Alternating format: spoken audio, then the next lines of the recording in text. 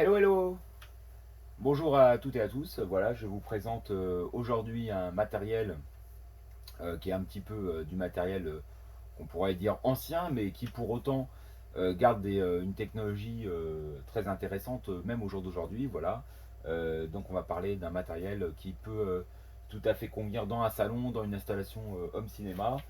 C'est un format et c'est quelque chose qui est sorti après le DVD. Voilà, donc le DVD à l'époque était déjà intéressant, mais là on avait enfin des formats haute définition et c'est un format qui est arrivé en concurrence avec un autre format que vous connaissez, je pense, beaucoup plus communément, qui est le format Blu-ray. Voilà. Donc qu'est-ce qui est arrivé en même temps que le format Blu-ray à l'époque? Donc on était à peu près dans les années 2000, alors 2003 au Japon et puis 2006 en Europe. En fait, je vais prendre le petit boîtier, voilà. Donc pour ceux qui connaissent, vous voyez, ça ressemble tout à fait à un boîtier DVD, voire même dans l'aspect un petit peu arrondi à un boîtier Blu-ray, mais sauf qu'il est de contour assez rouge, voilà, assez rouge pourpre. Et il s'agit en fait du HD DVD. Voilà, qu'est-ce que c'est le HD DVD?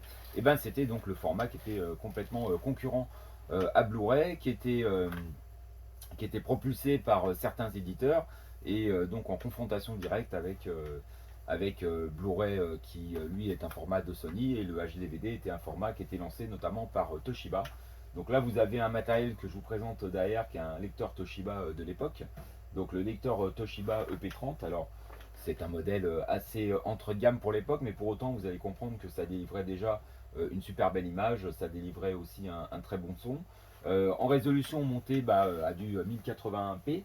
Et puis vous aviez des formats de son multicanaux comme notamment le True HD, voilà, donc des formats vraiment à la pointe de la technologie pour l'époque.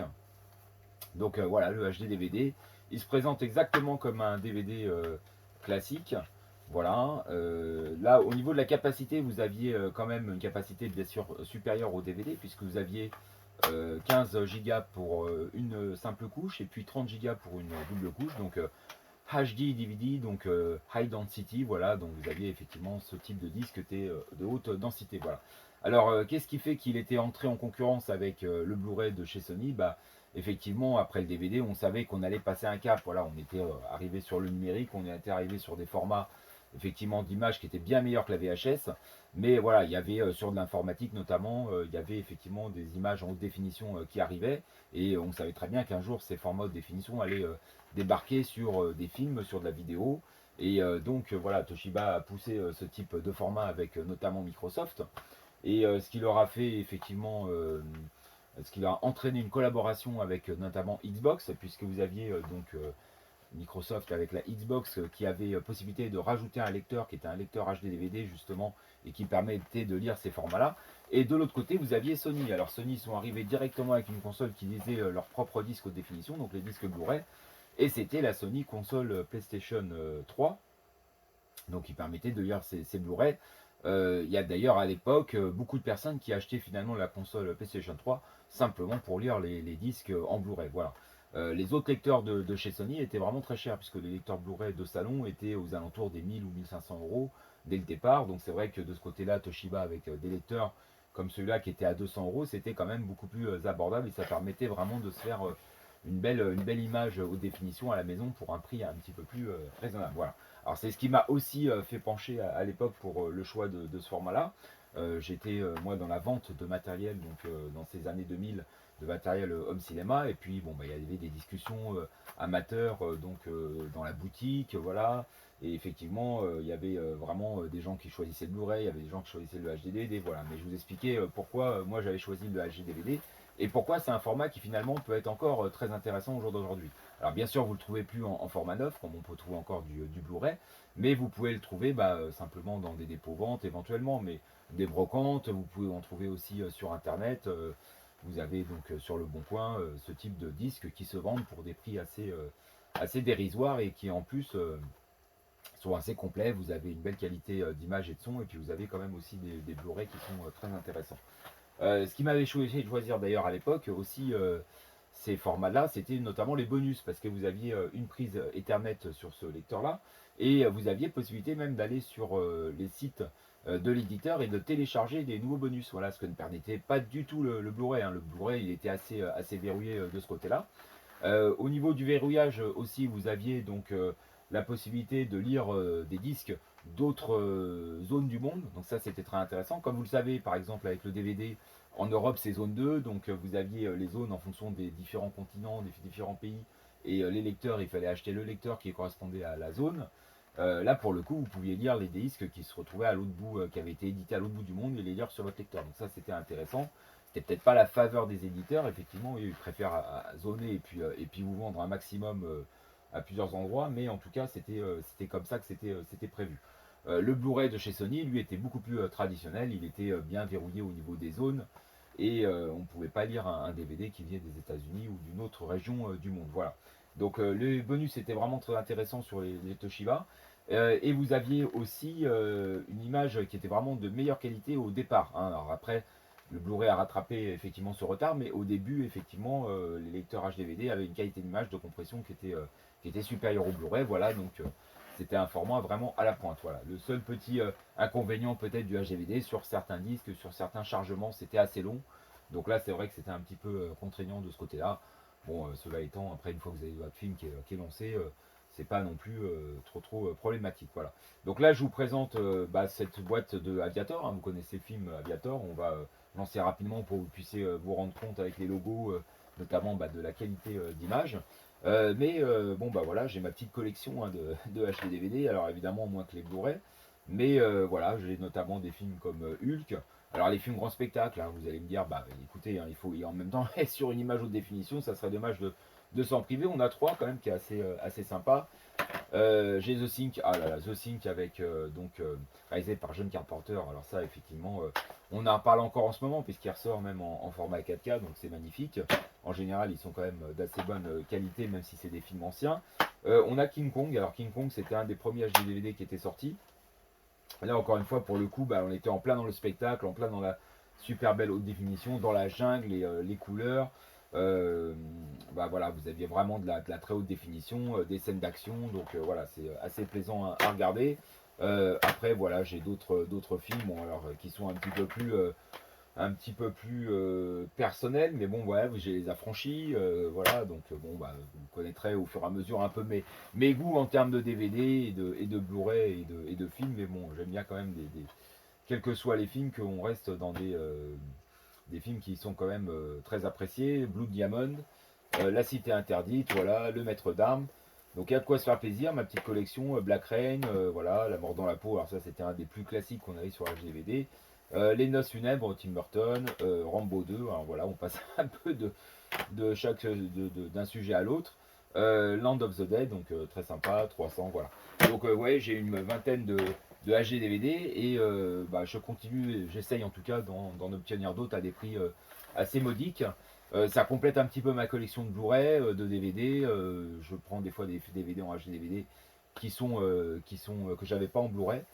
Mais voilà, en tout cas, j'aurais pu choisir de tous les revendre, ça n'a pas été le cas. En ce qui concerne le matériel, lui, par contre, effectivement, je vais peut-être le revendre très bientôt, donc c'est pour ça que je tenais à vous le présenter. Pour gagner un petit peu de la place, hein, pour rien vous cacher. Donc je vais essayer de prendre un petit lecteur HDVD qui se branchait à l'époque sur la Xbox 360, puisqu'il me reste une Xbox 360. Et ça me permettra effectivement de diminuer un peu le nombre d'appareils. En tout cas, le Toshiba EP30, même pour un entrée de gamme, il était très intéressant parce que vous aviez bien sûr une connectique HDMI, donc ce qui permettait de le brancher sur tout type de télé ou de projecteur, mais vous aviez aussi un YQV, donc pour ceux qui connaissent YQV, et pour les personnes qui n'avaient pas encore une prise HDMI à l'époque, ça permettait vraiment de séparer les couleurs, donc ça vous permettait d'avoir vraiment une image avec une colorimétrie magnifique.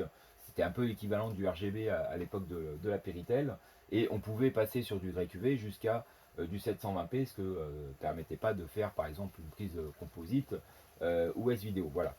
Voilà, je vais vous lancer le petit film. Là, pour le coup, c'est Warner Bros, hein, donc à l'époque qui éditait des HDVD. Donc il y avait eu plein d'éditeurs qui s'étaient répartis entre le Blu-ray, le HDVD. Et puis finalement, malheureusement, à peu près en 2008, et ben, ça, 2007-2008, ça a commencé à se limiter en termes de sortie sur le HDVD. Je pense que voilà, Sony, effectivement, avec l'argent qu'ils ont dû amener dans le Blu-ray, ont réussi à faire basculer pas mal d'éditeurs de leur côté. Et puis du coup, ben voilà, au fur et à mesure, C'est un format qui s'est arrêté, voilà, qui est tombé un peu dans l'oubli, voire complètement pour certains, et en tout cas j'imagine pour les nouvelles générations, surtout que maintenant on est évidemment avec du streaming. Mais c'est un format vraiment concurrent qui a poussé aussi Blu-ray à avoir une meilleure qualité d'image, avoir de meilleures interactivités, bonus. Donc voilà, il faut vraiment pas dénigrer ce HD-DVD qui était vraiment super à l'époque. Et pour ceux qui l'ont encore, bah écoutez, à la limite, je vous dirais gardez-le, faites-vous votre petite collection, et puis prenez encore plaisir, comme moi je le prends, à lire ce type de film avec une super qualité d'image. Donc voilà, vous voyez, logo HD-DVD, on est sur un chargement un peu comme un DVD classique ou un Blu-ray. On va le laisser se charger tranquillement. Voilà, vous aviez la télécommande, donc Toshiba EP30, hein, ça c'était le modèle du lecteur. Ce qui était bien avec ce lecteur-là, c'est qu'en plus, au niveau des DVD, il avait un très bon upscaling. Donc c'est vrai que ça me permettait d'avoir aussi une meilleure image sur mes DVD. Puisque à l'époque, bon, j'avais un lecteur DVD Pioneer que j'avais revendu, qui était de bonne qualité, mais là, ça permettait d'affiner un petit peu. Donc ça, c'était bien aussi. Ça me permettait vraiment de lire aussi les DVD de la meilleure qualité possible.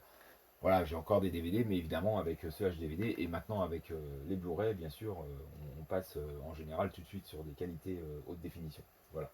Donc là, vous allez vous apercevoir un petit peu de la définition, très bonne définition.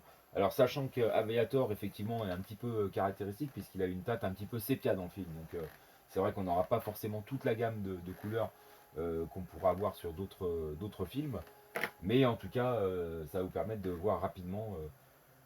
Je vais vous passer sur une image où on voit les avions. Voilà, vous voyez les avions, la définition. Tout de suite, on s'aperçoit que c'est net, hein. Je pense que vous voyez très bien sur la vidéo. Il n'y a pas de souci. Donc, vraiment, ça permettait d'avoir une qualité d'image qui était meilleure que le DVD. Là, on est sur des images anciennes, bien sûr. Mais on va retrouver par la suite donc, une qualité que vous allez tout de suite pouvoir apprécier en haute définition. Voilà, alors je vous ai mis pour le coup, là, vous voyez, une petite maquette d'avion sur le côté, voilà, donc c'est sympa, petit décor. Je me suis dit à faire un petit rappel, voilà, donc on a effectivement l'histoire d'Aviator pour ceux qui connaissent, hein, donc effectivement ce cinéaste qui filmait les avions de guerre et avec des scènes vraiment magnifiques, voilà, donc c'est vraiment un film que je vous conseille. Vous voyez, donc on est sur des scènes très définies, on voit avec la mer, tout ça, on voit aussi avec les visages, si on est un petit peu plus près, là on n'aura peut-être pas de visage. Si là vous voyez, là il y a Leonardo DiCaprio. D'un peu plus près, vous voyez donc le détail. On a vraiment une netteté dans les visages, une netteté dans l'image, donc c'est vraiment super appréciable. Voilà. Voilà, donc je voulais vous présenter ce format-là, voilà, que je garde un petit peu en collection. Et bah voilà, je vous conseille de le découvrir peut-être chez des amis, peut-être à l'occasion de l'acheter pas cher d'occasion aussi. Voilà. Si vous avez aimé ma vidéo, et ben, n'hésitez pas à cliquer bien sûr. Et puis bah, ça me permettra de vous proposer au fur et à mesure d'autres contenus, hein. Je rappelle que sur cette chaîne, on va parler de cinéma, de home cinéma, un peu de rétro ciné si je puis dire. Donc effectivement de matériel des fois un petit peu plus ancien. On va parler de DVD, on va parler de HD-DVD, on va parler bien sûr de Blu-ray. On va parler aussi de Laserdisc, hein, pour ceux qui connaissent et qui apprécient aussi ce format-là. Moi, j'apprécie aussi particulièrement les Laserdisc. Et puis, on pourra parler d'autres sujets au fur et à mesure, de matériel aussi un petit peu plus moderne par la suite. Voilà, en tout cas, c'est pas une chaîne qui est sponsorisée. Voilà, mais vous pouvez me laisser vos commentaires avec plaisir, me dire ce que vous pensez de la vidéo, de la présentation de ce lecteur et de ce format. Je vous rappelle de cliquer un petit peu et puis on se retrouvera très prochainement pour une autre vidéo, matériel, de disque. On verra bien, même peut-être complètement autre chose. Voilà, allez, bonne journée ou bonne soirée à tous et à très bientôt. Ciao!